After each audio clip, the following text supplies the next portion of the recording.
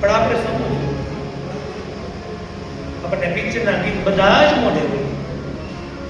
અદ્વૈત પૂછો આવે છોકરાઓને, નાના બાળકોને ઘરમાં ચોપાઈ ગવડાવજો, ભાગવતના શ્લોક ગવડાવજો, આરતી ગાજો. કારણ કે તમે ગાશો તો તમારા બાળકો ગાશે.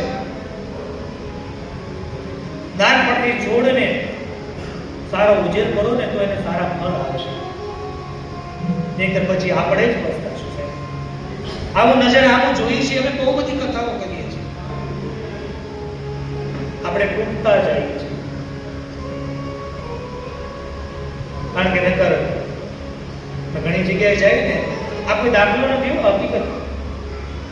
પછી અમને લઈ જાય પોતી માટે, પછી કોઈ વૈષ્ણવને એવું ઘર હોય તો બહુ જમવાનું, એટલે જમવા રોકાય. પછી જમવાની વાર હોય અને બહાર બેઠા હોય, બે રસોઈ બનાવતા હોય, એટલે એને પછી ભૂલી જાય કે દાદા બહાર બેઠા છે.